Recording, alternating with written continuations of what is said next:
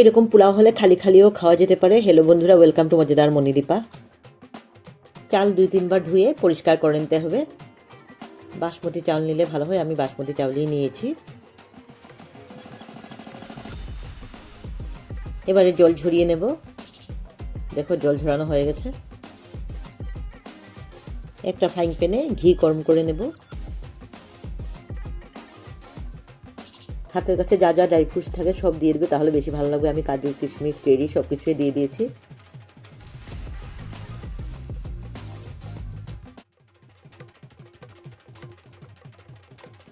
হালকা ফ্রাই করে নিয়েছি, ফ্রাই করা হয়ে গেছে। এবার উঠিয়ে রেখে দেব। এই ফ্রাইং প্যানেই আবার ঘি দিয়ে দিচ্ছি।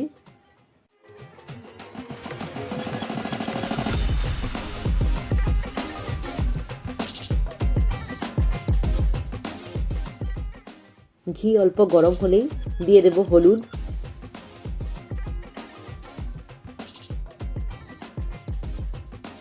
একটা বাটিতে রেখে দেব ভালো করে মিক্স করে।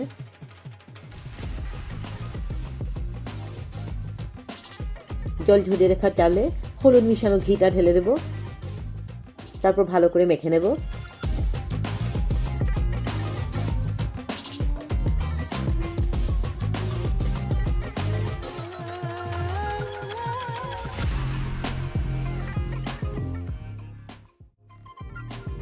মেশানো হয়ে গেছে। ফ্রাইং প্যানে আবার ঘি দিয়ে এলাচ, তেজপাতা, দারচিনি, লং সব দিয়ে ভালো করে ফ্রাই করে নেব। তারপর চিনিও দিয়ে দেবো, অল্প দিয়েছি, পরে আবার দেবো। এবারে চালগুলো দিয়ে দিচ্ছি। যদি 1 কাপ চাল দেওয়া হয় তাহলে 2 কাপ জল দিতে হবে। এবারে ভালো করে আবার ভেজে নেব।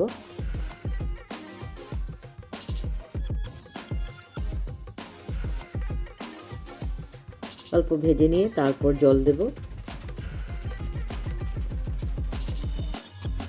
এবারে ঢেকে দিয়ে লো ফ্লেমে 10 মিনিট মতো কুক করে নেব।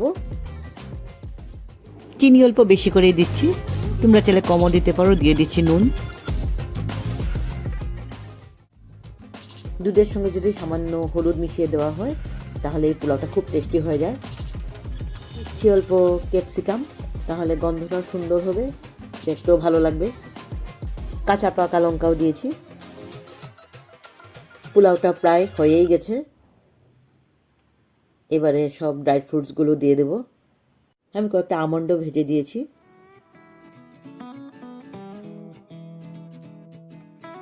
আবারও ঢেকে দিয়ে লো ফ্লেমে 2 মিনিট মতন রেখে দেব। অল্প ঘিও দিয়ে দিয়েছি। হয়ে গেছে আমাদের পোলাও।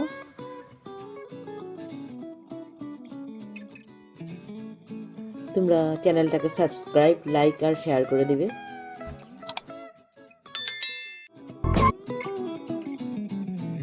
নিরামিষ খেতে হলে ভাজা দিয়েও খাওয়া যেতে পারে। কোনো অকেশনের জন্য যদি বানানো হয় সব কিছু দিয়ে খাওয়া যেতে পারে। ভিডিওটা দেখার জন্য ধন্যবাদ রইল। আবার দেখা হবে।